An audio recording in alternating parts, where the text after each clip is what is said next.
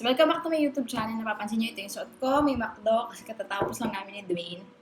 And hindi pa katapos kumain ng McDo. Kanina kasi lumabas kami. Ano ba ngayon? April 12 ngayon, lumabas kami. Wait, balik ko kayo. Wait, saan na kayo ha? Okay. Lumabas kami. So, naisip ko na magpadaan sa post office. Kasi February 25 pa ako nag-request. February 25, sinihingal ako. Unang nag-notify sa akin na nag-send yung Google AdSense ng PIN. Ano na ngayon? April 12, wala pa. Actually, hindi ko siya naasikaso ng 3 weeks kasi nga nagka-COVID kami. Hindi ako makalabas. And wala rin naman delivery na pupunta dito na mail. So, kanina, paglabas namin, after 3 weeks, bas kami, nagpadaan ako sa post office. Sabi ko, may titingnan lang ako baka dumating na yung Google AdSense PIN ko. Dumating na siya. From Malaysia pa siya, mga be. Basta from Malaysia. If undelivered, please return to Malaysia, Post Malaysia International Hub. Girl, galing siya Malaysia. So, andito yung laptop ko sa tabi.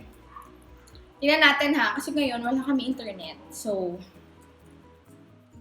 oh my God. Kinikilig ako. Pagkapunta ko doon, sananong sa akin, anong kailangan? Sabi ko po, may mail po. Tapos sananong address ko. Sinabi ko yung address. Anong hinahanap mo ba? Parcel? Sabi sa akin gano'n. Sabi ko, hindi po Google AdSense PIN po. Sabi ko gano'n. Tapos hindi hinanap. Tapos edi pag-abot sa akin ng PIN ko, ang tanong ng lahat ng tao na nandun, sabi, magkano sweldo mo? Saan nahiya ako? Tinanong nila yung sweldo ko. Sabi ko, sakto lang naman po yung sweldo ko. Totoo naman, sakto lang. Bakit? Ba't ayaw naman maniwala? Charot. Okay naman, makakabuhay ng pamilya. Kala mo may pamilya. Makakabuhay ng mga aso. Uy, walang data. Wait. Ayun, nakita ko na. Tayo natin mag-connect yung laptop ko sa data. Wala kasi kami internet ngayon eh. Na-connected na siya. Connected na siya. Yon. Yun. Tapos pagkatas nila ko tanongin kung magkano yung sweldo ko, tinanong nila, ano ka ba? Vlogger o vlogger? Sabi ko, vlogger po. Saan? Sa YouTube ba? Ang dami nilang tanong. Sabi ko, sa YouTube po. Sabi ko, gano'n. Tapos, naburburp ako, wait. Excuse me, tao rin ako. Yun. Tapos, tinanong nila, parang tananong nila ako, ano yung YouTube channel mo? Magsasubscribe kami sa'yo, ganito, ganyan. Sikat ka na ba? Yun ang, hindi pa po ako sikat. Ganun. Tapos, pinigay ko na lang sa kanila tong AdSense na to. Sabi ko, sige, nandyan naman po yung name ng YouTube channel. Sabi ko, yun na lang po, yung Jemima May po. Tapos, nag-subscribe sila. Super thank you po. Sa post office. Antipolo. Ang dami nyo po, hindi ko na po kayo maisa-isa. Kada titignan ko si Google AdSense ko na page, lagi nakalagay doon, may red. Papakita ko dyan. I-screenshot ko na dito. May red. Your payments are currently on hold because you have not verified your address. February 25 to, diba? Pinadala ni AdSense. Dumating siya sa Antipolo Post Office April 7, 2021. So, mga around 1 month and 2 weeks, ganon. 1.5 month, ganon.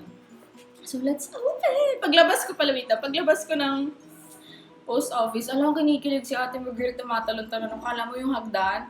Akala mo hindi hagdan yung dadaanan ko. Akala mo diretso, tinatalon-talon ko siya. Sobrang kilig ko. Kasi yung iba ko nakilala, hindi daw dumating yung ganito nila. Tapos after 3 months, manual sila. Ayoko nang walang Google AdSense. Ayoko mag-manual. Open natin. Ang nakalagay, ayan o. Remove side edges first. Etong taas, gilid, tsaka baba. Okay. Tapos sa likod, di ko napapakita sa inyo. Address ko, full name. Tapos kung kailan nila pinadala, address sa Malaysia. Okay. Yeah, let's open. Itatabi ko lahat to. Ako pa naman, very sentimental akong tao. Kahapon, naglinis ako ng kwarto. May mga nakita pa akong invitation ng debut, 2017 pa, 2016 pa. Ganun ako ka-sentimental na tao. Pero tinanong ko muna dun sa may magde-debut, yung kaninong debut yun, kung pwede ko na itapon. Siyempre, nahiya ako magtapon ng debut. Yung ganun. Nakikita ko na siya! Natatakot ako mapunit. Kung medyo may maririnig kayong ingay, nanonood sila ng movie. Kasi wala kami internet, walang magawa. Baro yun. Ops! Pagbukas mo, may kulay blue. Tapos, steps. Pagbukas mo, may kulay blue, tapos may steps. Hindi ko napapakita sa inyo yung side door, kasi yun na yung pin ko. Okay, dyan, your pin. Step 1. Sign into your Google AdSense account. Mayroon dun yung link with the email address and password you used during the application process. Step 2. Click the gear icon and select payments. Gear icon and select payments. Payments, okay. Step 3. In the left navigation bar, click account information, then click verify address. Loading siya sa akin. Tapos, step 4. Hindi marunong magbasa yan, girl. Enter your PIN as it appears on the right and click submit PIN. Okay. Wait, ano daw? Step 3. The left navigation bar, account information, account. Uy, saan yun? Hindi ko makita. Basta dito na lang. Okay. Lagay ko na yung PIN. Meron kasing shortcut. Hindi ko sinunod yung steps. Pagbukas ko ng Google AdSense ko, homepage, nasa pinaka right side siya, tapos baba na left side. Basta yun. I-screenshot ko siya, napakita ko sa inyo. Please, pero blur ko na lang yung sweldo. Yun naman makikita yung mga, puro naman zero, yung iba yung balance lang yung meron. So yung balance, i-blue ko na lang or i-blur ko. Okay. See?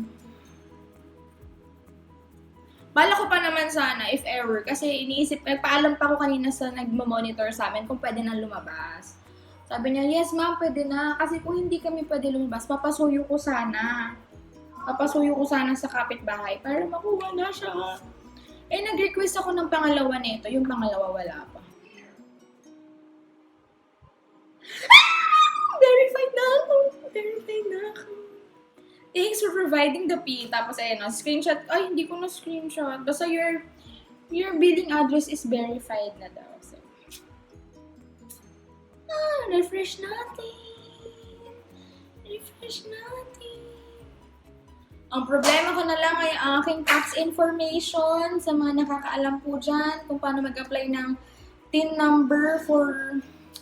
Hindi ko po kasi alam kung self-employed kasi estudyante po ako and kung sino po pwedeng... Yung iba po kasi ginamit SSS number which is meron ako pero hindi ko kasi sure kung okay ba yon. Pero please enlighten me po sa mga may TIN number na and SSS yung ginamit. Thank you po for watching. Itatabi ko to. Ang ganda-ganda. Ang ganda-ganda. Nakakatuwa.